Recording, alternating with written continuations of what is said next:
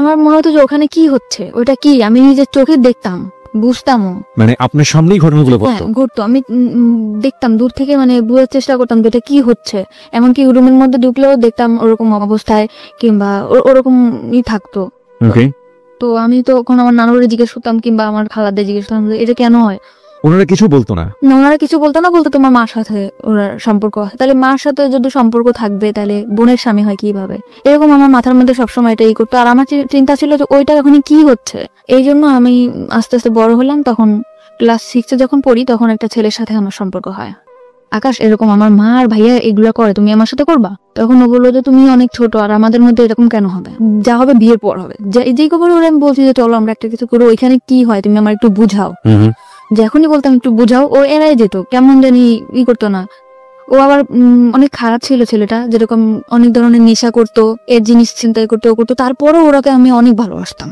ওই বিষয়টা আমার মাথার মধ্যে সবসময় থাকতো যে ওইটা কি, ওইটা আমার জানতে হবে, ওইটা কি। মানে বাবা মা এবং দুলা ভাইকে যে অবস্থায় দেখেছেন? দেখছি। তখন আমি আরেকটা ছেলের সাথে সম্পর্ক হয়, তার নাম হচ্ছে ইমরান। দোকানে, মানে ওর একটা দোকানে কাজ করতো। ওকে স্কুলে যাইতাম আসতাম, ওখানে ওর সাথে আমার রিলেশন হয়। তখন আমি ওকে বললাম যে একটা কিছু করি, তো বলতো কি যে বিয়ে করতে হবে। তাহলে আমি যদি বিয়ে করতে চাই চলো। আমার সবসময় ধারণা ছিল যদি বিয়ের পরে এই জিনিসটা হয় তাহলে ইমরানটা আমি যেভাবে বিয়ে করব। প্রতিটি অপরাধ এবং ভুল দাঁড়িয়ে থাকে গোপন কিছু ঘটনার উপর। আমরা সেই গোপনকে আনতে চাই সবার সামনে। দূরত্ব ছিল এরকম যে আমার মায়ের ততটা বেশি পছন্দ করতাম না, কারণ তার একটা সমস্যা ছিল কি, সে আমার বোনের যে হাজবেন্ড ছিল তার সাথে একটা ফিজিক্যাল রিলেশন ছিল। না, আমার ছোটবেলা থেকে কোনো মনে ছিল না, শুধু এটাই মনে পড়ে যে আমার মার সাথে আমার বেশি দূরত্ব ছিল একটা কারণেই। আপনার বোনের বিয়ে হয়েছিল মানে কত বছর বয়সে? বোনের বিয়ে হয়েছিল কত বছর বয়সে এটা বলতে পারবো না, কিন্তু ওর বিয়ে ছিল ক্লাস 3-তে থাকতে। ক্লাস 3-তে থাকতে আপনার বোনের বিয়ে হয়েছিল? মানে কিভাবে এটা পসিবল? আপনি কি জেনেছেন পুরো স্টোরিটা আমাদেরকে একটু বলেন তো। আমি পুরো ক্লিয়ার হয়েছে মানুষের কাছ থেকে যে আমার যে বোনের হাজবেন্ড ছিল ওনার সাথে আমার মায়ের একটা ফিজিক্যাল রিলেশন ছিল। এটা আপনি মানুষের কাছ থেকে শুনতেন? কার কার কাছ থেকে শুনতেন? এটা আমার নানুর কাছ থেকে শুনতাম। আচ্ছা। আমার খালাদের কাছ থেকে শুনতাম। আমরা তো আমার নানুদের ফ্যামিলিতে বড় হয়েছি, আমার দাদা বাড়ি বরিশাল। আপনার সামনে কিভাবে বলতো তারা? আমি জিজ্ঞাসা করতাম যে তার ভাইয়া এরকম কেন করে, মার ভাইয়া এরকম কেন করে। হ্যাঁ, তখন আমারে বলতো যে তোর ভাইয়ার সাথে তোর মার সম্পর্ক আছে, প্রেম আছে। এইগুলো কারা বলতো? আমার খালা বলতো, নানু বলতো, মামিরা বলতো, এরা বলতো। তখন আমি বলতাম যে প্রেম কি জিনিস, তখন আমি ছোট ছিলাম, আমি ততটা হয়তো বা বুঝতাম না। তো তখন আমি সবসময় যখন আপনি এগুলো শুনতেন, আপনি তো অনেক ছোট ছিলেন, আপনার ভেতরে ফিলটা কি হতো? আমার মনে হতো যে ওখানে কি হচ্ছে, ওইটা কি আমি নিজের চোখে দেখতাম, বুঝতামও। মানে আপনার সামনেই ঘটনাগুলো ঘটতো, আমি দেখতাম দূর থেকে, মানে বোঝার চেষ্টা করতাম যে এটা কি হচ্ছে। এমনকি রুমের মধ্যে ঢুকলেও দেখতাম ওরকম অবস্থায়, কিংবা ওরকমই থাকতো। তো আমি তো ওখানে আমার নানুরে জিজ্ঞেস করতাম, কিংবা আমার খালাদের জিজ্ঞেস করতাম যে এটা কেন হয়। ওনারা কিছু বলতো না? ওনারা কিছু বলতো না, বলতো তোমার মার সাথে ওনার সম্পর্ক আছে। তাহলে মার সাথে যদি সম্পর্ক থাকবে তাহলে বোনের স্বামী হয় কিভাবে, এরকম আমার মাথার মধ্যে সবসময় এটাই করতো। আর আমার চিন্তা ছিল যে ওইটা ওখানে কি হচ্ছে। এই জন্য আমি আস্তে আস্তে বড় হলাম, তখন ক্লাস 6-এ যখন পড়ি তখন একটা ছেলের সাথে আমার সম্পর্ক হয়। এগুলো নিয়ে আপনি আপনার মাকে কখনো জিজ্ঞেস করেন? মাকে কখনো জিজ্ঞাসা করি নাই। আপনার মা কি জানতো যে আপনি এটা দেখছেন? হ্যাঁ, আমার মা জানতো আমি দেখছি, এবং আমার ফ্যামিলি সবাই জানতো, আমার বাবা, এভরিবডি নোজ ইট, সবাই জানতো। জানার পরেও বিষয়গুলো নিয়ে কোনো কথা হতো না, কোনো ধরনের কোনো ঝামেলা হতো না ফ্যামিলিতে? পুরো ফ্যামিলি তারপরেই ডিপেন্ড করতো। কার উপর? আমার দুলাভাইয়ের উপর। আপনার পুরো ফ্যামিলি এই ভদ্রলোকের উপর ডিপেন্ড করতো ইকোনমিক্যালি? জি। এবং এই জন্য কেউ কোনো কিছু বলতো না? না, কিছু বলতো। ডিপেন্ড করতো মানে কি ধরনের ডিপেন্ড করতো? টাকা পয়সা দিয়ে হেল্প করতো। আমাদের তো কোনো ভাই নেই, কাজের কোনো নাই, আব্বাও তো সেরকম বেশি কাজ করতে পারতো না, এই জন্য আমার ভাইয়া এই সাহায্য। মানে আমার বাবা এটা জানতো? হ্যাঁ, আমার বাবাও জানতো। এবং জানার পরেও কখনো এগুলো নিয়ে কোনো ধরনের মনোমালিন্য, কোনো ধরনের ঝামেলা? আমি কতটা বুঝতাম না, বুঝতে পারতেন না। মাকে নিয়ে আপনার প্রাথমিক পর্যায়ের প্রথম মেমোরিটাই হচ্ছে এরকম একটা জিনিস আপনার চোখে পড়া। আজকের এই স্টোরিটা খুবই খুবই খুবই গুরুত্বপূর্ণ প্রিয় শ্রোতা, এবং যেটা হয়তো সমাজের অন্য কোনো লাখো মানুষের মধ্যে ওর গল্পটা মিলে যাবে না, কিন্তু একটা সন্তানের জন্য অনভিপ্রেত কোনো ঘটনা তার জীবনে কতটা ছাপ ফেলে এবং এটা শেষ পর্যন্ত কোথায় গিয়ে কি দাঁড়ায়। আমাদের সামাজিক মানসিকতার জায়গাতে আমরা যে সোশ্যাল সাইকিয়াট্রিক যে ব্যাপারগুলো আমাদের চারপাশে ঘটে যায় সেগুলো গণমাধ্যমে খুবই কম আসে, এবং এগুলো যে মানব জীবনে কতটা গুরুত্বপূর্ণ, নেগেটিভলি এগুলোর ইম্প্যাক্ট কতটা ভয়াবহ হতে পারে, কিংবা আদৌ একটা মানুষের জীবনে কতটা প্রভাব ফেলে, সেগুলো নিয়ে আজকের এই হ্যালো উইথ 920 অনেক দূর এগিয়ে যাবে। আমরা একটু ওকে জানার চেষ্টা করি আসলে। ওকে ফাইন, আপনি যেটা বলছেন যে ক্লাস 6-এ আপনি একটা ছেলের সাথে বা কোন একটা, হ্যাঁ আমার মামার বন্ধু ছিল সে, তো আমি তার সাথে কথা বলতাম, সব ধরনের আর কি ফাজলামি করতাম। তখন আস্তে আস্তে বললো যে তোমার আমার খুব ভালো লাগে, তোমার আমার পছন্দ। ঠিক আছে, তখন আমিও আর কি ছিলাম যে ভালোবাসা কি জিনিস, ফার্স্ট টাইম 6-এ থাকতে এরকম আসছে, তখন আমি এটার মধ্যে করলাম। তখন আমি ওরে বললাম কি, আমি আমার মার বিষয়টা ওরা শেয়ার করলাম যে আকাশ, ওর নাম ছিল আকাশ, আকাশ এরকম আমার মা আর ভাইয়া এগুলা করে, তুমি আমার সাথে করবা? তখন ও বললো যে তুমি অনেক ছোট, আর আমাদের মধ্যে এরকম কেন হবে, যা হবে বিয়ের পর হবে। যেই খবর ওরা, আমি বলছি যে চলো আমরা একটা কিছু করবো, ওইখানে কি হয় তুমি আমার একটু বুঝাও। যখনই বলতাম একটু বুঝাও, ও এড়াই যেত, কেমন জানি করতো না। ও আবার অনেক খারাপ ছিল ছেলেটা, যেরকম অনেক ধরনের নেশা করতো, এর জিনিস চিন্তাই করতো, ও করতো। তারপরেও ওরাকে আমি অনেক ভালোবাসতাম। তখন ফার্স্ট টাইম আমার লাইফে আসছে, আমি ওরা অনেক ভালোবাসতাম। পরে আমার মামার সাথে একটা দ্বন্দ্বের কারণে ও আর কি চলে গেছিল। তারপরে আমি আমাদের স্কুলে যাইতাম, ওই বিষয়টা আমার মাথার মধ্যে সবসময় থাকতো যে ওইটা কি, ওইটা আমার জানতে হবে, ওইটা কি। মানে বাবা মা এবং দুলা ভাইকে যে অবস্থায় দেখেছেন, দেখছি। তখন আমি আরেকটা ছেলের সাথে সম্পর্ক হয়, তার নাম হচ্ছে ইমরান। দোকানে, মানে ওর একটা দোকানে কাজ করতো, ওকে স্কুলে যাইতে আসতাম, ওখানে ওর সাথে আমার রিলেশন হয়। তখন আমি ওকে বললাম যে একটা কিছু করি, তো বলতো কি যে বিয়ে করতে হবে। তাহলে আমি যদি বিয়ে করতে চাই চলো, আমার সবসময় ধারণা ছিল যদি বিয়ের পরে এই জিনিসটা হয় তাহলে ইমরানটা আমি যেভাবে বিয়ে করবো। একটু জাস্ট বোঝার জন্য, মানে আপনার ওই বিষয়টার প্রতি এক ধরনের কিউরিওসিটি গ্রো করে, সবসময় মাথার মধ্যে খেলতেছে যে ওইটা কি হচ্ছে, ওখানে কি হলো, আমি ওইটা চাই। আকাশ বললো যে বিয়ে না করে এটা করা যাবে না, এই জন্য আমি চিন্তা করলাম যে আমি এটা বিয়েই করবো, সে যেই ছেলেই হোক। বিয়ে জিনিসটাও কি আপনি বুঝতেন না? আপনি এই বিষয়টা মার সাথেও কখনো শেয়ার করেননি, বড় বোনের সাথেও কখনো শেয়ার করেননি? আমি কারোর সাথে শেয়ার করি নাই। কেন কারোর সাথে করেননি? আমি মার সাথেও কথা বলতাম না, বড় বোনের সাথেও কথা বলতাম না, খুব কম। বড় বোনের সঙ্গে কেন কথা বলতেন? সবকিছু জানতো তো, জানার পরেও সেই বিষয়গুলো না আপনি বুঝতেন ব্যাপারটা খারাপ?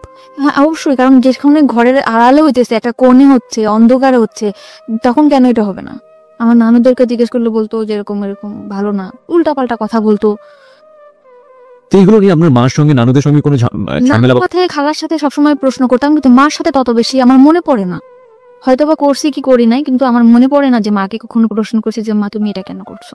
Curiosity, the ultimate thing is curiosity. এবং এই কৌতূহলের কারণে আপনি একটা ছেলেকে প্রপোজ করলেন যে বিয়ে করবেন বা এরকম কিছু একটা, কারণ ও বলছিল যেগুলো বিয়ের পরে হয়, আপনার কিউরিওসিটির জায়গা থেকে। আমাকে বলছিল এটা বিয়ের পরে হবে, আমি বলছি ঠিক আছে তাহলে আমি বিয়ে করতে চাই। ও ঘুরাইতে ঘুরাইতে 7 মাস কেটে গেল। 7 মাস পরে ওরা আমি খুব জোর করলাম যে আমাকে এখন বিয়ে করতেই হবে। তখন আমি বাসা থেকে পালাই গেলাম। পালাই ওর একটা ফ্রেন্ডের বাসা গেলাম। যাওয়ার পরে সে রাত্রের বেলা, অনেক দূর ওর ফ্রেন্ডের বাসা, ওদের বাসাও আমাকে নেয় নাই। মানে ও বেশি বড় না, দুজন মানে 2 বছরের বড় ছোট এরকম হবে, আর তত বেশি ভালো কাজও করে না যে আমার চালাইতে পারবে। তারপর ও ফ্যামিলির মতে বিয়ে করছে আমার ওই যে। ওর সাথে আপনার বয়সের ডিফারেন্স কত ছিল? 2 বছর, মাত্র 2 বছরে। তখন আপনি ক্লাস 6-এ পড়েন, তার মানে আপনার বয়স যদি 11 হয়ে থাকে তাহলে ওর বয়স 13 থেকে 14 বছর। না, তখন আমি ক্লাস 8-এ পড়ি। তখন আপনি ক্লাস 8-এ পড়েন। ওকে, তার মানে আপনিও নাবালিকা এবং সেও নাবালক বলা যেতে পারে। তখন আপনার সে 2 বছরের বড় হলে ওর বয়স 16 বছরের মতো হবে, আপনার তখন 14-র মতো। ওকে, বলুন তারপরে আমাদের ওই রাত্রেবেলা আমি ওটা বললাম যে এখন তো কিছু করতে পারো, তো বলতেছে যে হ্যাঁ অবশ্যই করতে পারি। তখন আমাদের মধ্যে হলো, তখন আমি বুঝতে পারলাম যে এই জিনিসটা এইটাই, এটার মধ্যে তেমন কোনো কিছুই না, এইটাই। তখন আমি আমার মার প্রতি আমার তত আরো বেশি ক্ষোভ হলো, ঘৃণা হলো যে এই কাজটা তো হাজবেন্ড ওয়াইফ করতে পারে, তো আমার মা আর দুলাভাই কেন করবে। এরপরে ওর বাড়িতে নিয়ে গেল, 3-4 দিন পর ওর ফ্যামিলি থেকে মানতে চায় না, তারপরও মেনে নিল। মানে আপনি বিয়ে করার পর আপনার ফ্যামিলিতে জানালেন যে? হ্যাঁ, আমার ফ্যামিলি থেকে তো অনেক ঝামেলা করতেছে, ওই যে আমার সে মামা আসে তো মনে করেন ওরে মারটা দিতে যেতেছে, করতেছে, ওর নামে কেস করবে। বিয়েটা আপনারা কোথায় করলেন, কিভাবে করলেন? বিয়েটা করছি কাজী অফিসে, আমার নিবন্ধনের কাগজও চাইছিল, ওর একটা বড় ভাইরা দিয়া আর কি 18 বছর করে নিয়েছিল, তখন একটা কাজের দিয়ে আমার বিয়েটা করাইছিল। তারপর বাড়িতে আসলাম, পরে আমার মা বললো ঠিক আছে মাইনে নেবো, তো তুমি বাসায় আসো। আমি বললাম ঠিক আছে বাসায় আসবো। বাসায় আসতে বেড়াইতেছি, তখন আমার মা ওরে খুব মার দিল। মার দেওয়ার পর আমি রাত্রে আবার চলে গেলাম। রাত্রে চলে গেলাম ওর বাসায়, যে মারাদুর যখন করছে আমি বাসায় থাকবো, আমার বাসায় আমি আর আসবো না, আমার ফ্যামিলির সাথে টোটাল যোগাযোগ বন্ধ। হঠাৎ করে একদিন আকাশ আমার হাজবেন্ডের নাম্বারে ফোন দিছে যে আমি মামা হয়ে কথা বলবো। আমার আকাশের প্রতি অনেক বেশি ভালোবাসা ছিল। আকাশ মানে তোমার ফার্স্ট লাভ? হ্যাঁ। তখন আমার মা বাবা বললো যে তুই যদি আকাশের সাথে বিয়ে করতিস তাও মানে নিতাম, তো তুই ফিরায়, আমরা একদম, তোর তো ছোটবেলা থেকেই স্বপ্ন ছিল, মানে আমার ইচ্ছা ছিল যে আমার একটা ফ্যামিলি হবে, সুন্দর শ্বশুর বাড়ি। আমি সবসময় গল্প করতাম যে আমার এরকম শ্বশুর বাড়ি হবে ওরকম। তখন বললো যে আকাশের সাথে বিয়ে কর, বিয়ে করার পরে তোর আমরা মেনে নিব। তখন আমি বললাম যে ঠিক আছে। ইমরানটা কিন্তু আমি সত্যি ভালোবাসতাম না, শুধু ওই বিষয়টা জানার জন্যই আমি তার বিয়ে করছিলাম। মানে শুধু কিউরিওসিটি নিবারণ করার জন্য। My goodness. ওকে, পরে আমি আকাশে বললাম ঠিক আছে আকাশ, আমি তোমার বিয়ে করবো, তুমি আমার বিয়ে করবা? তখন আমার মা ওরে শিখে দিলে যে বলো যে হ্যাঁ বিয়ে করবো। তখন বললো যে হ্যাঁ অবশ্যই তোমার বিয়ে করবো, তোমার আমি ভালোবাসি না। তখন আমি আমার বাড়িতে চলে আসলাম। আসার পরে তার 4 দিন পর ডিভোর্স করলাম ওরে। মানে ডিভোর্স করলেন আপনি নিজের ইচ্ছা? আমি নিজে ইচ্ছা ডিভোর্স। জাস্ট এই কথাটা বলাতে ফ্যামিলি থেকে যে আকাশের ব্যাপারটা হলে হতো, হ্যাঁ আপনি নিজে থেকে ডিভোর্স করে দেন। সবাই বললো যে হ্যাঁ ঠিক। মা বাবা বলে নাই, বাবা কখনোই আমার কোনো কথার মধ্যে আসে নাই। মা বললো, বোন বললো যে ঠিক আছে ওর সাথে বিয়ে দেবো, তুই আয়। তখন আমি চলে আসলাম। আয়সা আমি বললাম ঠিক আছে তো আকাশের সাথে বিয়ে দাও। এখন আকাশের সাথে আমার বিয়ে দিতে চায় না। এখানে একটা বিষয় আপনাদেরকে একটু নোট করে প্রিয় শ্রোতা, আমাদের মানে পারিপার্শ্বিক এবং সামাজিক জায়গা থেকে সেক্সুয়াল এডুকেশন বা কি বলা যেতে পারে এটাকে, যৌন শিক্ষা আমরা যেটাকে বলি, সেটা প্রপারলি হয় না। এর কারণ আমাদের সোসাইটিতে এটাকে ট্যাবু মনে করা হয় এবং এটা একটা গোপন বিষয়। এটাকে নিয়ে কথাবার্তা বলা সন্তানদের সামনে কিংবা এই বিষয়টা নিয়ে এইভাবে ওপেনলি একটা কথা হতে পারে, এই বিষয়গুলো আমাদের সমাজের চোখে ভালোভাবে দেখা হয় না। কিন্তু কিউরিওসিটির জায়গাতে একজন নাবালিকা কিংবা একটা শিশু যদি এই বিষয়টি কোনোভাবেই ভুল ব্যাখ্যার শিকার হন কিংবা কিউরিওসিটির জায়গাতে তাকে যদি প্রপারলি এডুকেশনটা না দেয়া হয়, সেটা তার জীবনে আসলে কি হতে পারে সেটার একটা বেস্ট এক্সাম্পল হচ্ছে আমাদের আজকের এই পাখির জীবনের প্রথম পর্যায়ের একটা গল্প। শুধুমাত্র একটা অবৈধ সম্পর্ক, যেটা বোঝে না অবৈধ সেটাও সে বোঝে না, এরকম একটা সম্পর্ক দেখে তার ভেতরে কিউরিওসিটি হয়েছিল যে আসলে জিনিসটা কি, এটা আমি বুঝতে চাই, এবং তার জন্য সে বিয়ে করে ফেলেছে। না সে বিয়ে জানে, না সে শারীরিক কোনো সম্পর্ক জানে। আমি স্পেশালি থ্যাঙ্কস জানাই যে ইদানিং আমাদের শিক্ষাক্রমে ক্লাস 8-এর পাঠ্য বইয়ের পাশাপাশি এরকম বিশেষ করে সেক্সুয়াল এডুকেশনের জন্য একটি পাঠ্য বইয়ের ব্যবস্থা করা হয়েছে এবং যেখানে খুব সুন্দরভাবে বিষয়গুলোর ব্যাখ্যা দেওয়া হয়েছে শারীরিক জ্ঞান অর্জনের জন্য। কোনটা পজিটিভ, কোনটা নেগেটিভ, হলে কি ধরনের ক্ষতি হতে পারে এবং এটা কোন বয়সে গিয়ে কি করা উচিত। আমার মনে হয় এটা আমাদের বিশেষ করে এই ধরনের ঘটনা থেকে অনেকখানি বাচ্চাদেরকে দূরে রাখবে। তবে দিস ইজ রিয়েলি টাফ, কারণ যেই ব্যারিয়ারটা আমরা ভাঙার চেষ্টা করছি, এতদিন যে ধরনের একটা অবয়ের মধ্যে ছিলাম, এগুলো নিয়ে কথা বলা যায় না, এগুলো নিয়ে কথা বলা পাপ, এগুলো নিয়ে কথা বলা অন্যায়, এবং এই ধরনের ব্যাপারে ছেলেমেয়েদেরকে সামনে নিয়ে আসা, ছেলেমেয়েদের এই কিউরিওসিটিগুলো নিবারণ করা বা ওদের সব বিষয় কিউরিওসিটি দেখলে ওদেরকে দমিয়ে দেয়া, এই বিষয়গুলো মারাত্মক রকম ভাবে টাফ করে দিবে আমাদের এই বিষয়টাকে। কিন্তু আমার মনে হয় যে যদি পজিটিভ কোনো রেজাল্ট আমরা পাই এবং পাওয়ার সম্ভাবনা যেহেতু আছে, সুতরাং এই জিনিসগুলোকে পজিটিভলি ছেলেমেয়েদের সামনে আনা উচিত। কোনটা ভালো কোনটা মন্দ সেটা তাদেরকে ক্লিয়ার করে বুঝিয়ে দেওয়া উচিত। নইলে গোপনে নিভৃতে এই ধরনের অসংখ্য ঘটনা সমাজে ঘটে যাচ্ছে যেগুলো আমরা কখনো ফোকাস করি না এবং অনেক সময় জীবনটাকে হেল করে দিতে পারে। বাই দ্য ওয়ে, আমরা ফিরছি আবার আপনার জীবনের গল্পে। তারপর আপনি ডিভোর্স করলেন এবং আপনাকে বললো যে না বিয়ে দেবে না। তখন আমার ফ্যামিলি থেকে বললো ওকে বিয়ে দেওয়ার মতো ছেলে হলো, ও এরকম খারাপ কাজ করে, চুরি করে, এটা করে ওটা করে, ওর সাথে বিয়ে দেবো না। তখন আমি বললাম তোমরা তো নিয়ে আসলে, আর আকাশ সাথে আমি অনেক ভালোবাসি। তখন আকাশে বললাম, আকাশ বললো তুমি আমার সাথে পালাই যাবা, মানে ফোনে বললো। তো আমি ঠিক আছে আমি তোমার সাথে পালাই যাবো। তো ওর সাথে আমি পালাই যাওয়ার জন্য পুরো প্রস্তুত। পরে আমি ওর সাথে পালাই গেছি। যাওয়ার পরে 3 দিন ওর একটা ফ্রেন্ডের বাসায় নিয়ে আমাকে রাখছে, বলছে যে বিয়ে করি নাই, বিয়ে করবো। তখন একটা কাগজ আমার কাছে নিয়ে আসছে, এনে বলতেছে এটা কোর্ট ম্যারেজ করতে হবে, তুমি এটার মধ্যে সাইন করো। তখন আমি ওটার মধ্যে সাইন করছি। হাজবেন্ড ওয়াইফ যেভাবে থাকে ওইভাবে থাকার জন্য পুরো প্রিপারেশন নিছি, বাসা নিছি, এরকম থাকবো। তখন ওর আরেকটা মামা ছিল, মানে আমার মামারই বন্ধু এরা, তার নাম ছিল সুমন। তখন এসে বলে তুমি যে এরকম বাসা টাসা নিছো, ওর সাথে কি তোমার বিয়ে হয়েছে? আমি বলছি হ্যাঁ। কয়েক ওটা বিয়ের কাগজ না, এটা তোমার সাথে 1 বছরের কন্ট্যাক্ট ম্যারেজ করবে বলে বিয়ে করছে। মানে 1 বছরের কন্ট্যাক্ট ম্যারেজ করেছে? ওকে। আমি তখন ওইটাও বুঝি না যে কন্ট্যাক্ট ম্যারেজ আসলে কি। আমি বলছি আমার কাগজটা দেখেন, আমি পড়তে পারবো। তখন আমার ও কাগজটা আকাশও দেখেন, আকাশ নিখোঁজ। যে এখন ওর সুমন আমার বললো এই কথা, তখন আকাশ নিখোঁজ। কিন্তু আকাশের প্ল্যান ছিল ওইটা যে মামা, আমার আগে যে মামা ছিল তার সাথে তার দ্বন্দ্ব ছিল, এই জন্য সে আমার বিয়ে করবে কিংবা একটা ইসের মধ্যে রাখবে, কিন্তু সেও আমারে ভালোবাসতো না। কিন্তু আমি ভাবতাম যে একটা সংসার হবে, আকাশ আমার ভালোবাসা, আকাশের সাথে আমি ভালোভাবে থাকতে পারবো। সেভাবে হলো না। তো তখন আমার সুমন মামা ফোন দিল মা বাবারে, মা বাবা বললো যে ঠিক আছে ওরে নিয়ে আসো। জিনেদা ছিলাম আমরা, ইয়ান থেকে খুলনা নিয়ে আসলো। খুলনা নিয়ে যাওয়ার পরে আমার মা বললো যে ঠিক আছে যা হয় হয়েছে, এরকম ভাবে থাকো।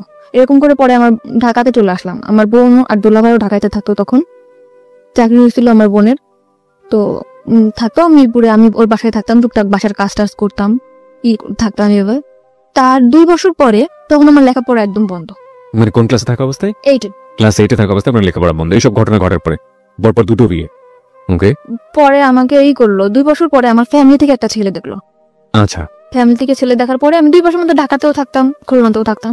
পরে আমাকে আনলো বাড়িতে, দেখালো, ছেলে একবার দেখেই পছন্দ করলো, 1 সপ্তাহের মধ্যে বিয়ে। ওকে প্রিয় শ্রোতা, আমরা এই জায়গাটায় ছোট একটা বিরতি নিতে চাই। আপনারা সবাই শুনছেন close up presence hello 8920 ABC radio FM 89.2 এ।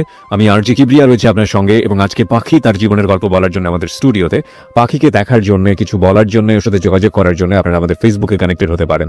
আমাদের ফেসবুকের ঠিকানা হচ্ছে www.facebook.com/abcradiofm89.2। এছাড়াও আপনি চলে আসতে পারেন আমার ফেসবুক পেজে। আমার ফেসবুকের ঠিকানা হচ্ছে facebook.com/kibria.rj, KEBRIA, স্পেলিংটা হচ্ছে KEBRIA.RJ। এবং পেজটিতে যাওয়ার পর আপনি লাইক দেওয়ার সঙ্গে সঙ্গে আমাদের হ্যালো 8920 মেম্বার হয়ে যাবেন। ফিরে আসছি ঠিক 3 মিনিট পর। Close Up presents Hello 8920. Close Up. The closer, the better. FM 89.2. Close Up presents Hello 8920. Close Up. The closer, the better. 3 minute পর প্রিয় শ্রোতা, আরো একবার ওয়েলকাম করছি ক্লোজ আপ প্রেজেন্স হ্যালো 8920 তে। আমি আরজি কিবরিয়া রয়েছে আপনার সঙ্গে, এবং আপনারা সবাই শুনছেন এবিসি রেডিও এফএম 89.2। আজকে জীবনের গল্প বলার জন্য এখানে রয়েছে পাখি, 19 বছর বয়স তার, এবং তার যে জীবনের গল্প সেটা আসলে খুবই খুবই খুবই মর্মান্তিক। আমরা ফিরবো তার কাছে। যেখানে আমরা ছিলাম, পাখি আপনি বলছিলেন যে আপনার 1 সপ্তাহের মধ্যে বিয়ে হয়ে যাবে, এরকম একটা পরিস্থিতি তৈরি হয়েছে আপনার ফ্যামিলিতে। আর এই আমাদের গেস্টকে দেখার জন্য আপনারা ফেসবুকে আসতে পারেন। আমাদের ফেসবুকের ঠিকানা www.facebook.com/abcradiofm89.2। এছাড়াও আপনি চলে আসতে পারেন আমার ফেসবুক পেজে। আমার ফেসবুকের ঠিকানা হচ্ছে facebook.com/kibria.rj, KEBRIA, স্পেলিংটা হচ্ছে KEBRIA.RJ। ওকে, বলুন তারপর। তারপর 1 সপ্তাহের মধ্যে বিয়ে ঠিক হলো। ছেলে দেখার পর বললো ঠিক আছে, আমার পছন্দ হয়েছে, আমি ওকে বিয়ে করতে চাই। ওকে, ছেলে কি করে? ছেলে বাড়িতে কৃষি কাজ করে। তা আমিও বললাম যে ঠিক আছে, ফ্যামিলি থেকে যখন দিতেছে আমি বিয়ে করবো। বাবা বাড়ি ঘর সব দেখে আসলো, বিয়ের দিনও পড়লো, হয়েও গেছে। তার বাড়িতে গেছে, মানে হয়েছে কি, তার বাড়িতে গেছে, তার চাচার যে ঘরটা আছে সেই ঘরটা দেখাইছে, তার চাচার বাড়িটা দেখাইছে। মানে যখন ঘর বাড়ি দেখাবে তখন সেই চাচার বাড়িটা দেখিয়েছে। আচ্ছা, তার যে মূল বাসা সেটা সে দেখাই নাই। আচ্ছা। তা আমিও বুঝতে পারি নাই। বিয়ের পরে আমাকে উঠাইছে একটা ভাঙা ঘরের ভিতরে, ঘরটা একদম হেলে পড়ে যাবে, উপরে টালি, নিচে আছে বেড়া আছে। আমি আমার হাজবেন্ডকে জিজ্ঞেস করলাম যে আপনাদের এটা কেন? তখন বললো কি চাচার বাড়ি আর আমার বাড়ি কি এক না? তখন আমি বললাম চাচার বাড়ি আর তোমার বাড়ি এক তো সেটা তো কথা না, আমার তো ঘর যেটা, আমার যে ঘরটা আমি থাকবো সেই ঘরটা যদি ভালো না হয় আমি কেমনে থাকবো? এই ঘরটা তো এখনই আমার শরীরে পড়ে যাবে। আমি বলবো পড়বে না, সব ঠিক হয়ে যাবে, আমার জায়গা জমি আছে, বিক্রি করবো। তো তখন আমি মানে নিলাম চুপচাপ যে যা হোক হয়েছে, জীবন তো অনেক ভুল হয়েছে। আর আমি ম্যারিড পার্সন ছিলাম, সে আনম্যারিড ছেলে। এটা সে জানতো, তার কাছে বলা হয়েছে এটা? তাকে কিন্তু বিয়ের আগে জিজ্ঞেস করা হয়েছে যে আপনি কি ম্যারিড পার্সন, সে বলছে যে না আমি ম্যারিড পার্সন না। এবং আপনার সম্পর্কে বলা হয়েছে যে আমি নিজে তাকে বলছি যে আমি দুটো বিয়ে করেছি, আমি এরকম রিলেশন করে 2টা বিয়ে করছি। এবং কি কারণে বিয়ে করেছি কারণটা বলেননি কখন? তো বলছি যে আমি রিলেশন করে বিয়ে করছি, দুটো বিয়ে করেছি। হ্যাঁ, সেটা শুনেই আমার প্রতি হয়েছে যে বিয়ের সাথে কোনো ব্যাপার না, আপনার দেখে আমার খুব ভালো লাগছে। ওকে। তারপর আমরা আমার বাবার বাড়ি বেড়াতে আসলাম, বেড়াইতে আসার পরে এইভাবে দিন যায়। তারপর আমি শহরে তো মানুষ হয়েছি, তারপরও আমি অনেক কিছু মিস করতাম যে এই জিনিসটা নাই, সংসারে এই জিনিসটা নাই। অনেক কষ্টে দিন যেত আমার। তার আর কোনো ভাই বোন ছিল না, সে একটাই ছেলে। ওকে। এখন আস্তে আস্তে আমার হাজবেন্ডের মধ্যে দেখতাম পরিবর্তন। কি পরিবর্তন? সে ফোনে কথা বলে, গ্রামের ছেলে তাও ফোনে কথা। কি ব্যাপার, তুমি কার সাথে কথা বলো? বলি কথা। তারপর আমি জানতে পারলাম, অনেক ভাবে জানতে পারলাম, চেষ্টা করে প্রায় 2-3 মাস পর জানতে পারলাম সে আগে একটা বিয়ে করছিল। সে আমার কাছে মাপটা এসে যে আমি বিয়ে করছি, তুমি মাপ করে দাও, আমি তোমার বলতে পারি না। আমি বিয়ের আগে তো আমি আপনাকে জিজ্ঞেস করছিলাম, আপনি আমাকে কেন বলেন নাই? ওকে। পরে বলতেছে তোমাকে আমার এত ভালো লাগছে যে তোমার কথা যদি আমি বলতাম তাহলে হয়তো বা তুমি বিয়েটা রাজি হতো না। আচ্ছা। তখন আমি বললাম যে ঠিক আছে, যা গেছে গেছে, আপনি ওই মেয়ের সাথে যোগাযোগ করেন না, আমি করবো না। ওকে। তারপরও মেয়েটার সাথে যোগাযোগ করে। তখন আমি বললাম খুলনাতেই রাখবো না, তোমাকে আমি নিয়ে চলে যাবো ঢাকাতেই। ঢাকা আসতে গেলে কিছু টাকা লাগবে, কিন্তু আমার বিয়ের মধ্যে কোনো কিছু দেয় নাই। শাড়ি গয়না যা দেওয়া লাগে, গয়নাঘাটি কিছু দেয় না, এমনি শাড়ি, চুড়ি, লিপস্টিক এটা যা দেওয়া লাগে দিছে। এখন একটা রুলি দিছিল স্বর্ণের। তো আমি মারে বললাম যে মা, এই রুলিটা আমরা বেশ বন্ধক রাখি, এখন ক্যাশ টাকা তো আমার কাছে কিছু নেই, বন্ধক রাখা আমি টাকাটা নিয়ে দিই, তুমি ও পরে চাকরি করে যখন টাকা ছাড়া যাবে তখন। তখন বললো যে ঠিক আছে চল বন্ধক রাখতে যাই। বন্ধক যখন রাখতে গেছি তখন আঙ্কেল আমারে বলে তুমি কি দুষ্টামি করতে আসছো আমার সাথে? কোন আঙ্কেল? মানে জুয়েলারির যে আঙ্কেল। ওকে। বলছি কেন আঙ্কেল? বলতেছে যে অবশ্যই, তুমি এটা এমনিটি স্বর্ণ রিয়াই না, তুমি বলতেছো এটা স্বর্ণের। আমি বলছি কেন, এটা আমার বিয়েতে দিছে, এটা কেন এমনিটি স্বর্ণ হবে?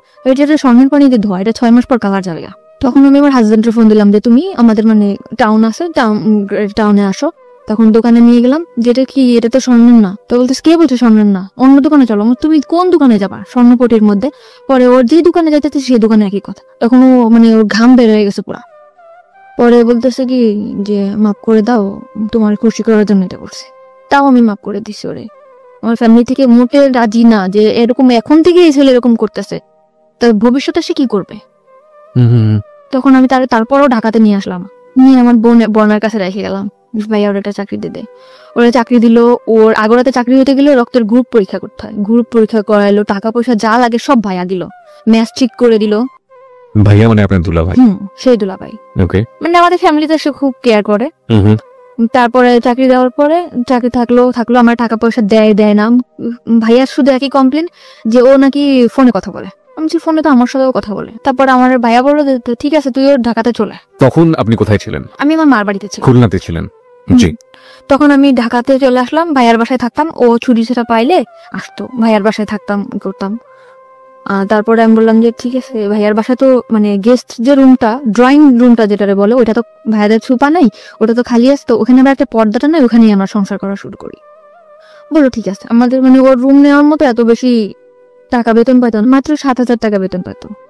তখন ভাইয়া বললো ঠিক আছে, এই কয় টাকা বেতন পাই, তোর বাইরে থাকা সম্ভব না, তো তোরা আমাদের এখানেই থাক, খাওয়া থাকা পাবো 3,000 টাকা দিবি তোরা দুজনে। তো শুধু খাওয়া থাকা, এছাড়া আমি যে তার ওয়াইফ, একটা কোনো কসমেটিক বা কোনো ড্রেস এগুলা কিছুই দেয় না। তখন আমার বোন বলে যে আমার বোনটা ভালোভাবেই মানুষ হয়েছে, তো তুমি এরকম ওর কিছু দেও না কেন? বলে এটা আমাদের ফ্যামিলি ব্যাপার। তা আমি বললাম ব্যাপার ঠিক আছে, তুই কিছু বলিস না। ভাইয়া তখন আমার ড্রেস যা লাগে দেয়।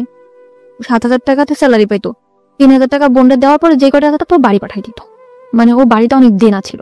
আচ্ছা আচ্ছা। তো আমি বলতাম যে কবে শেষ হবে, আর আমাদের ঢাকায় আসতে আমরা কি আজীবন ঢাকাতে থাকবো? তোমার বাড়িতে একটা ঘর নাই, ঘর এরকম টুকটাক আর কি ঝগড়া হতো প্রায়। হাজবেন্ড ওয়াইফ যেটা ভালোবাসে এটা কখনো আমি পাইতাম না। আচ্ছা।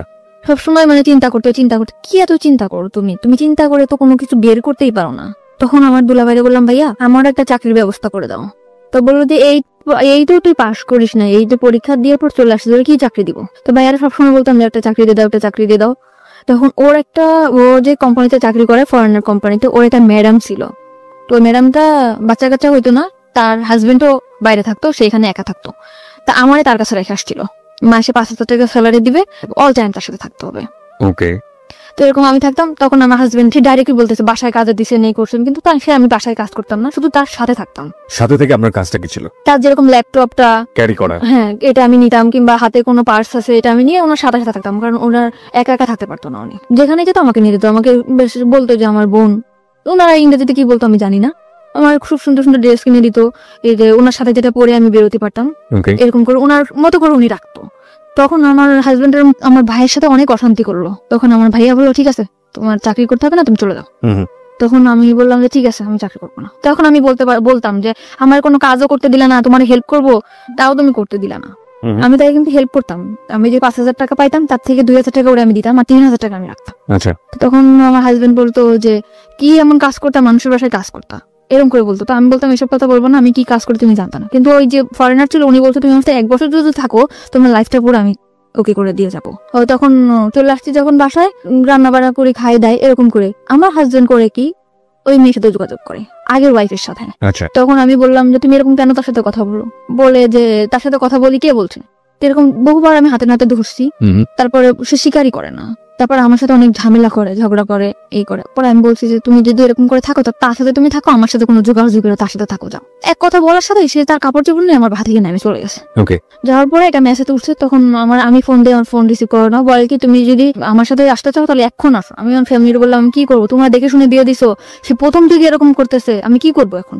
বলে তার সাথে তুমি কোথাও যাবো না, তুমি তোমার ভাইয়ের বাসায় থাকো। তখন আমি আমার ভাইয়ের কাছে বোনের কাছে থাকতে লাগলাম। আমার প্রথম 2-1 দিন 4-5 দিন 1 মাস 2 মাস ফোন দিছে, পরে আমার কোনো ফোন দিত না। ওকে। তখন আমার ভাইয়ার বলার পরে ভাইয়ার ইটফোর্স সিকিউরিটি সার্ভিসটা আসছে, ওখানে যোগাযোগ করে আমার একটা চাকরি নিল লেডিস সিকিউরিটি গার্ডে।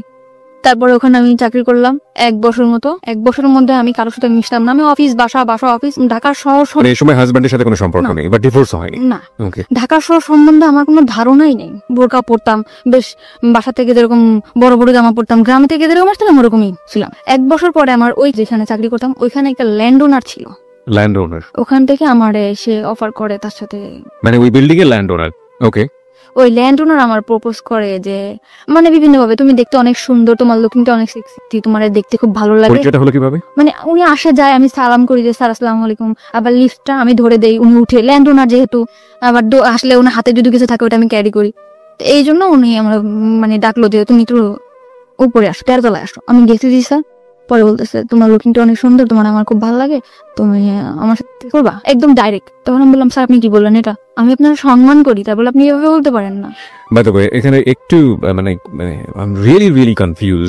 যেহেতু আপনি মোটামুটি একটা আইন শৃঙ্খলা রক্ষাকারী এরকম একটা বেসরকারি প্রতিষ্ঠানেই কাজ করতেন, সেখানে ওনার তো একটু ভয়ে ডর কিছু করা উচিত ছিল। মানে উনি ডিরেক্ট এইভাবে ডেকে নিবেন, আপনার অ্যাটিটিউডের মধ্যে কোনো কিছু কি ছিল এরকম যে কারণে ও আমি সবসময় অনেক রুড ছিলাম, আমার সাথে কেউ কথা বলতেও সাহস পেত না। আমরা যে কটা মেয়ে ছিলাম আমাদের সাথে কোনো ছেলেরাও কথা বলতো না, আমাদের যে ছেলে গার্ডগুলো ছিল সেও কথা বলতো না। পরে আমি বললাম স্যার আপনি আর কি জাস্ট তোমার আমি দেখলাম যে তুমি তোমার জায়গায় কেমন অনেস্ট।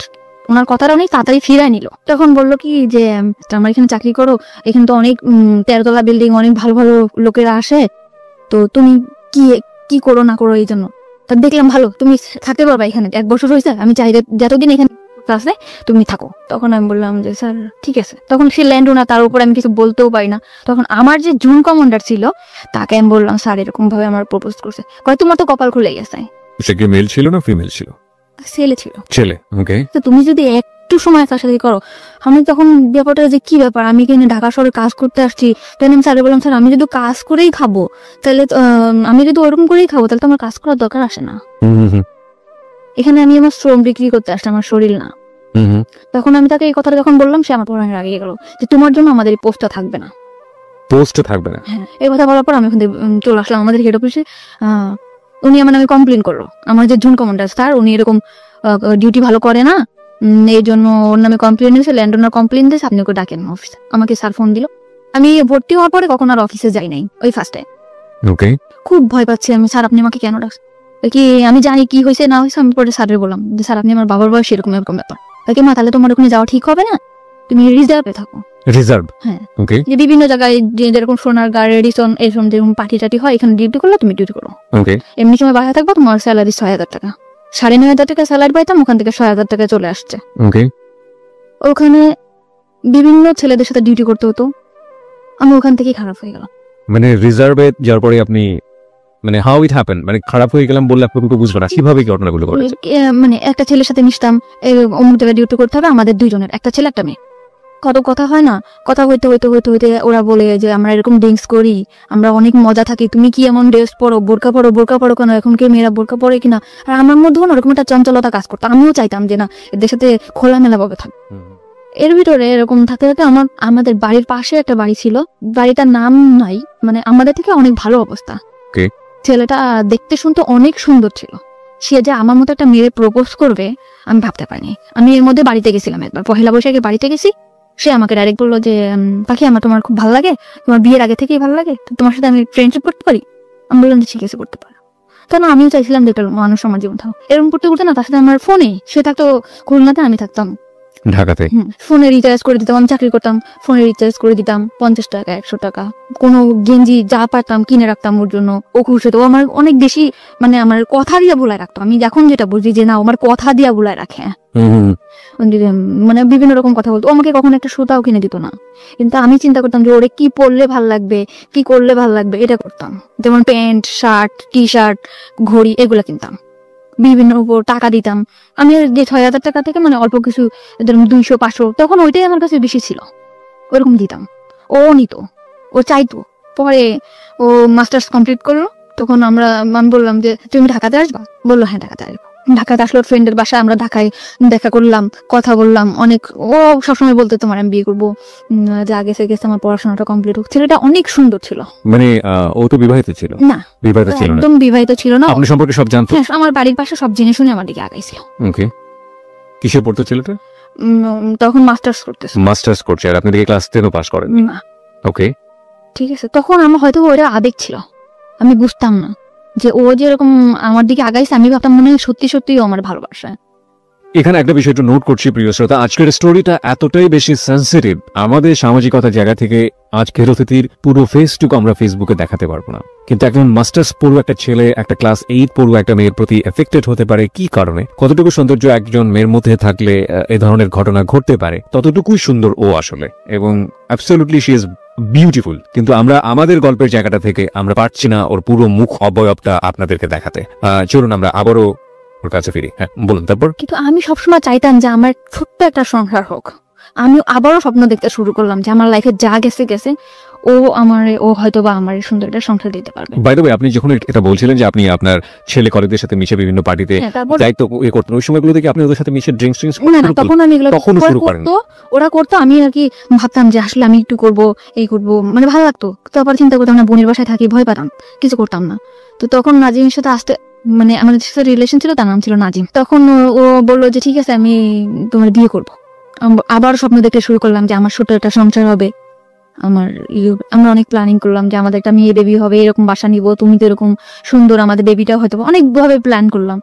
পরে আস্তে আস্তে দেখি কি ও ফোনে আমার সাথে তত সময় দেয় না, ফোনে ততটা সময় দিচ্ছে না। কিন্তু ও তো আপনার সম্পর্কে সমস্ত কিছু জানতো, বিশেষ করে দুটো বিয়ে হয়েছে আপনার, এরকম ভাবে আপনি সংসারও করেছেন এবং আমার ফ্যামিলি অবস্থা সব জানতো। ও কি শুধুমাত্র আপনার সঙ্গে প্রেমের সম্পর্কই ছিল নাকি আলাদা এক ধরনের ইন্টেনশনও ছিল? ফিজিক্যাল রিলেশন, কোনো ধরনের কোনো ইন্টেনশন ছিল না। ওকে বলুন তারপর।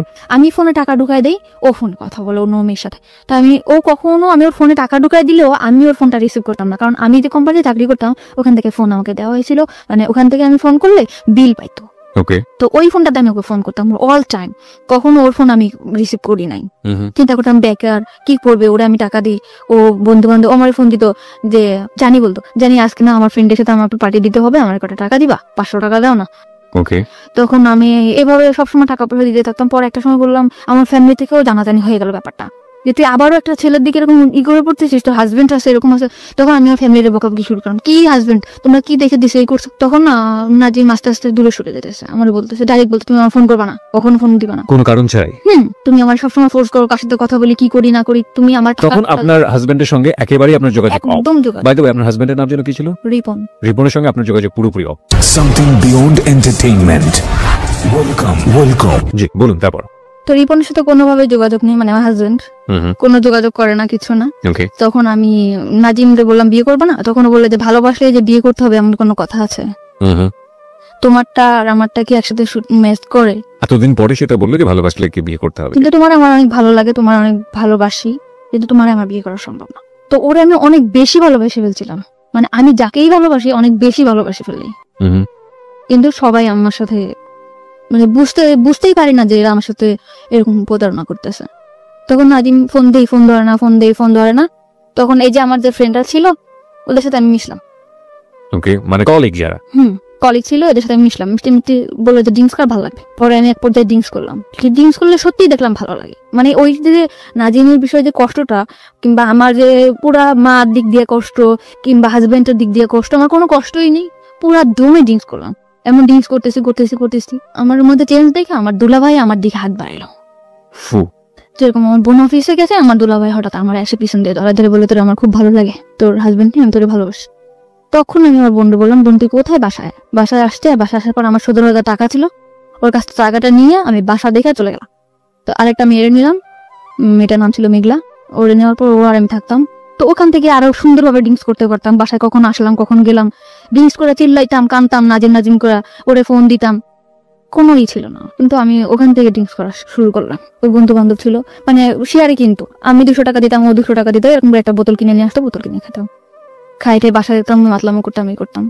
তো এরকম করার পরে এখন রিজার্ভে ছিলাম। তো আমি পরে নতুন একটা পোস্ট লাগবে 1 তারিখে, গেল বছর, যে বছরটা চলে গেল, ওই গেল বছরের এই 1 তারিখে পোস্ট লাগছে। লাগার পর আমার এই যে জুন কমান্ডার ওনার সাথে আমার পরিচয় হলো, যে ঠিক আছে আপনার জন্য আমি ডিউটি করব এরকম একটা খ্রিস্টান প্রতিষ্ঠানে। তখন আমার খ্রিস্টান প্রতিষ্ঠানে দিল, আমি ওখানে ডিউটি করতাম। ডিউটি করার পরে ওখানে ডিউটি করতেছে 2টা মেয়ে, আমি আর একটা মেয়ে, আর ওই বাসাটায় থাকতাম। তা আমার হাজবেন্ড আমার সব দিক দিয়ে যোগাযোগ বন্ধ ছিল, কোনোভাবে আমার সাথে কোনো যোগাযোগ করতো না। তা আমার যে ছাড়টা ছিল উনি আবার আমার খুব হেল্প করতো। হেল্প করতো মানে কিরকম, আমি ঠিক মতো বাসায় যাচ্ছি কিনা, কি করতেছি না করতেছি, এই বিষয়টা সে দেখতো। আচ্ছা তারপর আমি ড্রিঙ্কস করতেছি, এটা অনেকভাবে বাধা দিত যে পাখি আপনি ড্রিঙ্কস করবেন না, আচ্ছা এরকম না করতে আমি আমি আপনার না কেন শুনবো, আমি আপনার না শুনবো না, আমি একজনকে ভালোবাসি, এরকম আমি এত বেশি ভালোবাসতাম, চিল্লাপাল্লা করতাম, ড্রিঙ্কস করতাম, রাস্তাঘাটে চিল্লাপাল্লা করতাম। ওকে তখন আমারে বললো যে একটা মানুষ এত ভালোবাসতে পারে। তখন আমার ওই স্যার নাজিমকে ফোন দিল যে ভাইয়া একটা মেয়ে আপনাকে কতটা ভালোবাসে। তখন ও বললো যে হ্যাঁ মেয়েটা অনেক ভালো, আমি ওকে ভালোবাসি, কিন্তু ওকে আমার পক্ষে বিয়ে করা সম্ভব না। ওকে নাজিম এটা বললো। ওকে তখন আমার সব কলিগরা ওকে একবার করে ফোন করলো যে ভাইয়া, মানে আপনি সব কলিগের কাছে আপনার উইকনেসটা দেখাতেন, যে মানে আপনার দুর্বলতাটা আমি ড্রিঙ্কস করার পরে আমি আর সবসময় ওরকম ওরে ফিল করতাম, আমি আগের মতো ডিউটি করতে পারতাম না, করতে পারতাম না ওরকম। ওকে তারপরে আমার করলো, আমি ওখান থেকে সরে আসলাম আস্তে আস্তে, মানে ফ্রেন্ডদের কাছ থেকে সরে আসলাম, কিন্তু আমি বাসায় ড্রিঙ্কস করতাম। তখন আমার স্যার বললো যে তুমি এভাবে ড্রিঙ্কস করো না পাখি, তুমি আসলে অনেক ভালো মেয়ে, এরকম বিভিন্ন রকম কথা বলতো। কিন্তু ওই পোস্টে আমি ঠিক মতো আবার ডিউটিটা করতাম, আমার কোনো জায়গা থেকে আমার ডিউটির কারণে কখনো চাকরিটা দিত না। ওকে আমি ঠিক মতো ডিউটি করতাম, ডিউটি আওয়ার্সের পরে আমি উল্টাপাল্টা করতাম, যেরকম ড্রিঙ্কস করতাম, আবার বাইরে ঘুরতে যেতাম, এটা করতাম। তখন আমার স্যার আমার দিকে আগে আসলো। কিভাবে আগে আসলো? বললো যে তোমার মতো ভালো যদি আমার ওয়াইফ আমারে বাসতো তাহলে আমার মনে পুরো পৃথিবীটা ওরে দিয়ে দিতাম। এই ধরনের কথা বলতো। মানে তার ওয়াইফের প্রতি অনেক ধরনের দুর্বলতা আমাকে দেখাইতো, মানে তার ওয়াইফ তার দিক দিয়ে পারফেক্ট না, সে তাকে ভালোবাসে না, সে তাকে কোনোভাবে সুখ দিতে পারে না, সে তার ছেলের দিকে যত্ন নেয় না, সে তার সংসারে কোনোভাবেই মানে মন নেই, এরকম। তখন আমি বললাম এসব কথা আমারে বলেন কেন? তখন আমার মনের মধ্যে কিন্তু নাজিমই আছে। সে আমার নিয়ে অফিস আওয়ারের পরে আমার নিয়ে ঘুরতে যেত, আমিও যেতাম, আমার ড্রিঙ্কস করাইতো, ঘুরতে যেত, করতো। তখন আমি খুশি ছিলাম, ভালোই ছিলাম। তারপরে না হইলো, ওনার ওয়াইফ যখন বাড়িতে গেছে তখন আমি আর উনি একদিন ড্রিঙ্কস করছি। উনি ড্রিঙ্কস করলে কোনো প্রবলেম হয় না, কিন্তু আমি ড্রিঙ্কস করার পরে আমি মানে পুরো অ্যাবনর্মাল হয়ে যায়। তখন আমি চিন্তা করতাম, মানে আমার সেন্সই থাকতো না। কিন্তু ওই নাজিমকে কল করতাম, নাজিমকে কল করে এটা করতাম ওইটা করতাম, উল্টাপাল্টা চিল্লাপাল্লা করতাম। তো ওনার ওয়াইফ যখন বাড়িতে গেছে, ওনার বাসায় আমাকে নিয়ে গেছে। এটা কি আপনি জানতেন আগে থেকে যে ওনার বাড়িতে আছে? না, আমি কিছু জানতাম না। আমরা কিন্তু কুড়িল বিশ্বরের একটা বার আছে, ওখানে থেকে ড্রিঙ্কসটা বাইরে এনে ড্রিঙ্কস করছি, এটা জায়গায় বসে ড্রিঙ্কস করার পর আমি অ্যাবনর্মাল হয়ে গেছি। পরে উনি ওনার বাসায় আমাকে নিয়ে গেছে। নিয়ে যাওয়ার পরে সত্যি কথা আমার সেন্স ছিল না, তখন হয়তোবা আমাদের মধ্যে ফিজিক্যাল কোনো রিলেশন আছে, হয়তোবা মানে কি আমি শিওর। ওকে, আপনি পরবর্তীতে শিওর আছেন? ওকে, হয়েছে তার মানে ড্রিঙ্কস করার অনেক রাত্রে হলে আমার মানে সেন্স একদম আমি এখানে স্যার, আমি এখানে কেন?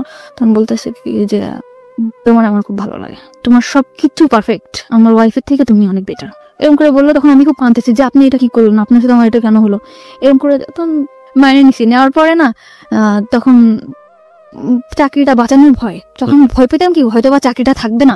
চাকরি না থাকার ভয়টা কেন ছিল? মানে চাকরি করতাম, এটা তো কোনো সরকারি চাকরি না, এটা যখন তখন চলে যেতে পারে। আপনি যার কথা বলছেন উনি চাইলে আপনার চাকরি ডিসমিস করে দিতে পারেন। হ্যাঁ, একজন জুন কমান্ডার ছিল, সে চাইলে চাকরি ডিসমিস করতে পারতো, কারণ ফার্স্ট যেখানে চাকরি করতাম উনি কিন্তু তখন আমার নামে কমপ্লেইন করার পরে আমার চাকরিটা ওখান থেকে যাওয়ার পরে আমি রিজার্ভে আসছিলাম। ওকে, সো আপনার এই ভয়টা কাজ করতো? হ্যাঁ, এই ভয়টা কাজ করতো, এই যে আমার যদি কোনোভাবে চাকরিটা না যেত। তারপর এরকম সে আমার বিভিন্ন জায়গায় ঘুরতে নিয়ে যেত, বিভিন্ন জিনিস গিফট করতো, কিনে দিত। আপনি এগ্রি করে গেলেন? হ্যাঁ, আমি এগ্রি করে গেলাম যে নাজিমের অ্যাবসেন্টটা কিন্তু সে ঢুকে পড়ছে আমার লাইফে। এত দ্রুত মানে কি বেশ কিছুদিন হয়েছে, 4 মাস এরকম। সে এরকম একটা মানুষ যে সে কিভাবে যেন আমার ক্যাশ করে ফেললো। আর তারা আমি কিন্তু ফার্স্ট টাইমে বলতাম যে আপনার আমি কখনো ভালোবাসবো না। আমি তারা আর বলতাম যে আপনার ওয়াইফ আছে না, এরকম জিনিস গিফট করবেন, এইভাবে সে অনেক ওয়াইফকে কিভাবে কনভিন্স করতো? হ্যাঁ, সে তার ওয়াইফকে কিন্তু অনেক চেষ্টা করতো, কিন্তু তার ওয়াইফ সেরকম ধরনের ছিল না। অ্যাকর্ডিং টু হিজ ল্যাঙ্গুয়েজ, মানে তার ভাষ্য অনুযায়ী। ওকে, তার কথা অনুযায়ী সে এরকম ছিল না, সে পারফেক্ট ছিল না, ঠিক আছে। তারপরে এরকম আমার তখন আপনার আগের হাজবেন্ডের সঙ্গে আপনার ডিভোর্স হয় নাই। আমার আগের হাজবেন্ডের সাথে আমার ডিভোর্স ছিলই না, আমার হাজবেন্ডের সাথে আমার কোনো যোগাযোগ ছিল না। তারপরে এই করছে, এরকম আসতে যাইতো আমার ডিউটি আওয়ার্সের পরে, তার সাথে আমরা একসাথে ঘুরতে যেতাম, খাইতাম, ঠিক আছে, এরকম ভাবে ছিল। সে এরকম আস্তে আস্তে আমার একদম অনেক কাছে চলে আসলো। সে মনে করেন আমার ডিউটি আওয়ার্সের পরে আমার না দেখলে পাগল হয়ে যেত, যেমনি হোক আমার বোঝাতো। সে চলে আসতো, কোথায় চলে আসতো? অফিসের ওখানে চলে আসতো, আইসা আমার নিয়ে বাসায় নামায় দিয়ে আসতো। যেহেতু সে একজন অফিসার এবং তার আন্ডারে তো অনেক এমপ্লয়ি কাজ করে, বাকি সবাই বুঝতো না ব্যাপারটা, এবং তার জন্য এটা প্রেস্টিজিয়াস না? দূরে থাকতো অফিস থেকে, মনে করেন এখান থেকে 10-5 মিনিট হাঁটে যাওয়া লাগবে, এরকম এতটা দূরে থাকতো সে আমার রিক্সায় যাইতে কষ্ট হবে দেখে সে রেগুলার, একটা ভাঙা রোড ছিল, ওই ভাঙা রোডের রেগুলার আমার জন্য বাইক নিয়ে দাঁড়ায় থাকতো। ওকে ওকে ওখান থেকে আমাকে নিয়ে ওখানে নামাই দিয়ে আসতো। নামাই দিয়ে আসতে আসতে এরকম রেগুলার দিয়ে আসতো। তারপরে আমি বুঝলাম যে আসলে সে আমাকে অনেক ভালোবাসে, ওকে অনেক ভালোবাসে। তারপরে আমি আস্তে আস্তে ওনার প্রতি দুর্বল হলাম। তখন আমি দেখলাম যে না, তার ওয়াইফ তার প্রতি ইয়া না, তখন আমি তার প্রতি দুর্বল হলাম। ও দুর্বল করে ফেলছিল আমাকে, এমন মানে ওয়াইফ তার প্রতি ডিভোটেড না, এটা তো তার ল্যাঙ্গুয়েজ ছিল। তার ছিল, আর আমিও বুঝতাম। কিভাবে বুঝতেন? মানে সে যখন ফোনে কথা বলতো, মানে তার ওয়াইফের বলতো একটু পানি দাও তো, তুমি নিয়ে খাও। এটা আপনি ফোনে শুনতে পাতেন? হ্যাঁ, এটা আমি শুনতে পেতাম। তুমি নাও কিংবা এদিকে আসো তো, মানে আমি just শুনতাম। তার ফ্যামিলি সম্পর্কে আপনি কতটুকু জানতেন? শুধু ওই ওয়াইফের বদনামই জানতেন নাকি আরো অন্য কিছু জানতেন? না, ওয়াইফের ওটুকু জানতাম, তার ফ্যামিলিটা অনেক বেশি ভালো ছিল। কিরকম? সে তার রুমে সে অনেক দিক দিয়ে তার ওয়াইফের সুখে রাখছিল, কিন্তু সে যে তার ওয়াইফ, সে কখনো মনে করতো না যে আমার হাজবেন্ডের সুখে আমি সুখী। সে মনে করতো তার সুখই তার সুখ, হাজবেন্ডের যে একটা জিনিস, এই জিনিসটা যে আমার, সে এটা ভাবতো না। এটা তো তার ভাষ্য অনুযায়ী, আপনি তো তার পরিবারের মধ্যে ঢোকেন নেই, কখনো আমি তার এভাবে যেয়ে দেখি নাই, দেখেন নাই। সে তার যেভাবে বলেছে আপনি সেটা সেভাবে বোঝার চেষ্টা করেছেন। এভাবেই। ওকে ওকে। তারপর এরকম কয়েক মাস গেল, যাওয়ার পরে তখন এই কয়েক মাসের মধ্যে আপনারা কি কি করছেন? হ্যাং আউট করছেন, বাইরে ঘুরে বেড়াচ্ছেন, ডেট করছেন, রুম ডেট করছেন জি কন্টিনিউয়াসলি? জি কন্টিনিউয়াসলি। একবারের জন্য মনে হয়নি যে অন্যায় করছেন? অন্যায় ফার্স্টে মনে হয়েছিল, পরে মনে হলো যে না, আমার লাইফটা কি, আমার তো ওই নোংরা জায়গা থেকে উঠাই নিয়ে আসছে। আমি যে ড্রিঙ্কস করতাম, আজে বাজে ছেলেদের সাথে আমি মিশতাম, আমি যে খারাপ হি অলসো ড্রিঙ্কস, সে কিন্তু আমার জন্য ড্রিঙ্কস করতো, সে কিন্তু ফার্স্টে করতো না। মানে আপনাকে এখানে থেকে নিয়ে আসার জন্য যে কোনো ভাবেই হোক না কেন, আপনার যে রাস্তায় আছেন সেই রাস্তায় আগে পা দিয়েছে, তারপর ওখান থেকে সরে আসার চেষ্টা। আমাকে বিভিন্ন ছেলেদের সাথে আমি মিশতাম, বিভিন্ন ছেলেদের সাথে আমি ভালো কোনো ড্রেস পরতাম না, যেরকম জিন্স টপস এগুলো পরতাম। ওকে, জিন্স টপস। ওকে, হ্যাঁ, এইগুলা থেকে সে আমার বাই করছে, ভালো ভালো ড্রেস কিনে দিছে, বড় বড় হাতার জামা বানায় দিছে, যে এগুলা পরো না, খারাপ বলবে মানুষ। মানে আমার মধ্যে একটা চেঞ্জ আনছে সে। আমি যেরকম আগে রাস্তায় বেরোলে মনে হতো যে না, এই ছেলের সাথে দুষ্টামি করবো, কথা বলবো, এরকম আমার আর মনে হয় না। বাই দ্য ওয়ে, আমার একটা প্রশ্ন আছে। ছেলেটা যদি আপনাকে এতটাই ভালোবাসবে, তাহলে প্রথম দিন নিয়ে গিয়ে কেন এই ধরনের শারীরিক সম্পর্ক করলো? সে তো অন্যভাবে আপনাকে প্রপোজ করতে পারতো। এটা হয়তো তারও ইচ্ছে ছিল না, এটা আমি আসলে জানি না। কখন আপনি তাকে জিজ্ঞেস করেছেন পরবর্তীতে তুমি আমাকে যেহেতু লাভই করো, তাহলে কেন এটা করলে? করছিলাম। আপনি তাকে বাধ্য করেছেন অ্যাকর্ডিং টু হিজ ভয়েস, মানে সে এটা বলেছে? সে বলেছে তুমি আমাকে বাধ্য করছো, আমি একটা পুরুষ মানুষ, আমি আনকন্ট্রোল হয়ে গেছি। বাধ্য করেছে বলেন? আপনার অ্যাটিটিউডের মধ্যে এগুলো ছিল? হ্যাঁ, আমি হয়তো কিছু করছি, কিন্তু এটা আমার, বললাম না, আমার তখনও সেন্স নাই। আমি you are not in sense. Okay, তারপর? ঠিক আছে, এরকম বলার পর তখন আমি একটা বাসা নিলাম। বাসা নিলেন মানে ওই বাসাটা ছেড়ে দিলাম। আমি আগে যে বাসাটা থাকতাম ওই বাসাটা ছেড়ে বেশ দিলাম। কয়েকজন ফ্রেন্ড মিলে থাকতেন? হ্যাঁ, তখন আমি আলাদা একা একটা বাসা নিলাম। একটা বাসা কি ওর সিদ্ধান্ত অনুসারে নিলেন নাকি আপনি একা একা নিজে নিলেন? একা বাসাটা কেন প্রয়োজন হলো? ওর জন্য, আমি ওর একটা সময় কাটাবো, আমরা হাজবেন্ড ওয়াইফ থাকবো, বিয়ে করব। বিয়ে করার কথাও আপনাকে বলেছে? হ্যাঁ, অল টাইম আমারে বলতো, যে আমি পরে বলতো হ্যাঁ বিয়ে করবো, সমস্যা কি, তুমি আমার ওয়াইফ, সব জায়গা বলতো। ওর কখনো ভয় থাকতো না যে না আমি একটা জায়গায় বলবো আমার ওয়াইফ, কখনো আমার নিয়ে ঘৃণা করতো না। ও বলতো যে তোমার আমি একটা পচা নর্দমা থেকে ওটা নিয়ে আসি, তুমি আমার কাছে একটা পবিত্র। ও আপনার পাস্ট সম্পর্কে জানতো, অতীত সম্পর্কে জানতো, সব, আমার পুরা ফ্যামিলির ডিটেলসও জানতো, মা বাবা ভাই বোন সব জানার পরেও আমার প্রতি অনেক বেশি দুর্বল হয়েছে। তো এরকম করে সবসময় বলতো, অনেক অনেক লাভ করতাম। বাসা নিলেন কোথায়? বাসা নিলাম অফিসের পাশেই। অফিসের পাশেই?